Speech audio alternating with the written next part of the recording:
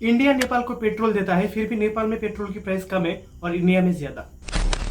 Although crude oil की price same है, फिर भी कंट्री वाइज पेट्रोल की प्राइस डिफरेंट क्यों है? अगर आप सोचते हो कि पेट्रोल की प्राइस बढ़ना अमीरों की प्रॉब्लम है, उनका प्रॉब्लम है जिनके पास गाड़ी है, तो हो सकता है तुम गलत हो। क्योंकि पेट्रोल की प्राइस हम सब की लाइफ पे इम्पैक्ट डालता है, डायरेक्टली या इनडायरेक्टली। आप जो छोटी सी छोटी चीज खरीदते हो उसका भी प्राइस पेट्रोल की प्राइस के ऊपर डिपेंड करता है। अच्छा, अगर इतना ही इंपॉर्टेंट है पेट्रोल की प्राइस, तो कौन करता है कंट्रोल पेट्रोल की प्राइस को? आज इंडिया में पेट्रोल इतना महंगा क्यों है और क्यों पेट्रोल को जीएसटी से बाहर रखा गया है? आइए जानते हैं आज की इस वीडियो में।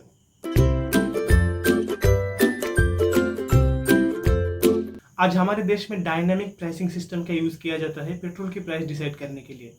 मतलब ग्लोबल मार्केट में जैसे जैसे क्रूड ऑयल के प्राइस ऊपर नीचे जाता है, ठीक वैसे वैसे ही हमारे देश में पेट्रोल का प्राइस ऊपर या नीचे जाता है।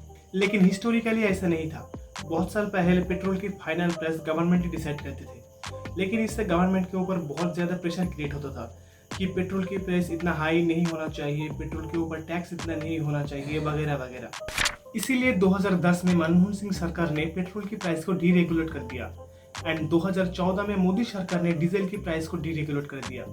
सिस्टम ये था कि महीने की 1 और 16 तारीख को पेट्रोल और डीजल की प्राइस बदलते थे अकॉर्डिंग टू ग्लोबल मार्केट। लेकिन 16 जून 2017 को सरकार ने एक नई स्कीम लॉन्च किया और कहा कि हर 15 दिन में पेट्रोल और डीजल की प्राइस बदलने की बजाय हम हर दिन बदलेंगे। हर दिन सुबह के 6 बजे पेट्रोल और डीजल की प्राइस को रिवाइज किया जाएगा, जो कि आज तक चलता रहा है। अच्छा। ये करने के बेसिकली 2 रीजन था। पहला reason is global crude oil market में जो भी चेंजेस होगा उसका इफेक्ट डीलर और कंज्यूमर को देखने को मिले। दूसरा रीजन इज 15 दिन का टाइम बहुत लंबा होता था। लोग स्पेकुलेट करने लगते थे कि ग्लोबल मार्केट में ये चेंजेस हुआ है तो शायद पेट्रोल की प्राइस बढ़ सकता है, उससे पहले ही हम पेट्रोल भरा लेते हैं। इसी स्पेकुलेशन को रोकने के लिए सरकार ने डिसाइड किया कि हम 15 दिन की बजाय हर दिन पेट्रोल की प्राइस को बदलेंगे। इसका मतलब क्रूड ऑयल की प्राइस जब ऊपर जाता है तभी पेट्रोल की प्राइस ऊपर जाता है। Psych! That's the wrong number! क्योंकि सरकारें कहती तो है पेट्रोल की प्राइस क्रूड ऑयल के ऊपर डिपेंड करते हैं, लेकिन रियलिटी में पेट्रोल की प्राइस सरकारें कंट्रोल करती है अपने टैक्सेस के द्वारा। ये एक ऑन साइडेड रेगुलेशन है। जब क्रूड ऑयल की प्राइस ऊपर जाता है तब हमारे लिए पेट्रोल की प्राइस भी ऊपर जाता है, और जब क्रूड ऑयल की प्राइस नीचे जाता है तब सरकारें अपने टैक्सेस बढ़ा देती है और फिर भी पेट्रोल की प्राइस हमारे लिए ऊपर जाती है। क्रूड ऑयल की प्राइस नीचे जाए या ऊपर, हमारे लिए पेट्रोल की प्राइस हमेशा ऊपर ही जाती है। ये एक्सेप्टेबल नहीं है। Let me take a example जिससे आपको क्लियर हो जाएगा कि आप कितना टैक्स भरते हो पेट्रोल के ऊपर। हम दिल्ली का एग्जांपल लेते हैं। क्रूड ऑयल का प्राइस है 49.33 रुपये पर लीटर। रिफाइनरी कॉस्ट लगता है 7.25 रुपये पर लीटर पेट्रोल के ऊपर एंड 8.86 रुपये डीजल के ऊपर। सेंट्रल गवर्नमेंट टैक्स लेता है 27.9 रुपये पर लीटर पेट्रोल के ऊपर एंड 21.8 रुपये डीजल के ऊपर। डीलर का कमीशन होता है 3.8 रुपये पर लीटर पेट्रोल के ऊपर एंड 2.6 रुपये डीजल के ऊपर। वैट लगता है 17.13 रुपये पर लीटर पेट्रोल के ऊपर एंड 14.08 रुपये डीजल के ऊपर।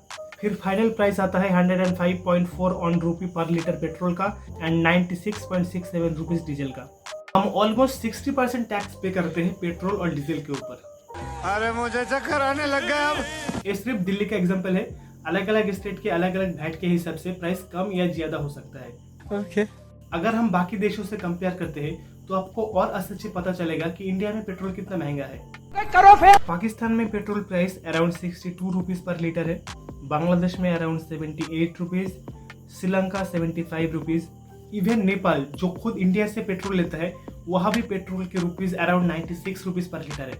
अच्छा, इसका मतलब ये नहीं इंडिया में सबसे महंगा पेट्रोल मिलता है। ऐसे बहुत देश है जहाँ पर पेट्रोल की प्राइस और भी ज्यादा है, जैसे कि जर्मनी में पेट्रोल की प्राइस अराउंड 172 रुपीज है, फ्रांस में 165 रुपीज, इसराइल में 171 रुपीज एंड हांगकांग जहाँ पर सबसे ज्यादा है 218 rupees.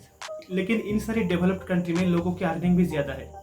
On an average Germany में एक इंसान की सैलरी होती है 2 से 3 लाख रुपए पर महीना और इंडिया में 20 से 30 हजार रुपए पर महीना। जर्मनी में लोगों की अर्निंग 10 गुना ज्यादा है, इसीलिए उनका परचेजिंग पावर भी ज्यादा है। फिर भी इंडिया के कंपैरिजन में वो लोग बस थोड़ा सा ही ज्यादा पे करते हैं पेट्रोल के लिए।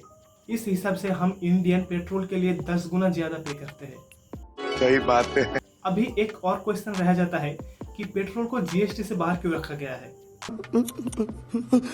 अगर एक लाइन में कहूँ तो पेट्रोल और डीजल को अगर जीएसटी के अंदर लाया जाएगा तो सेंट्रल एंड स्टेट दोनों गवर्नमेंट का लॉस होगा। फॉर एग्जाम्पल, एसबीआई ने एक एक्सपेरिमेंट किया था कि अगर पेट्रोल और डीजल को जीएसटी के अंदर लाया जाएगा तो क्या होगा, जहां पर उन्होंने एक बैरल का रेट $60 माना था और 28% जीएसटी के स्लैब में डाला था। ऐसे करके पेट्रोल की प्राइस 75 रुपीज तक आ गई थी और सेंट्रल गवर्नमेंट का 1 लाख करोड़ का लॉस हुआ था एंड स्टेट गवर्नमेंट का 30,000 करोड़ का लॉस हुआ था। इसीलिए कोई भी गवर्नमेंट पेट्रोल को जीएसटी में शामिल करने का बात नहीं करते। अच्छा, I hope you like the video. इस तरह की और वीडियो देखने के लिए चैनल को सब्सक्राइब करो।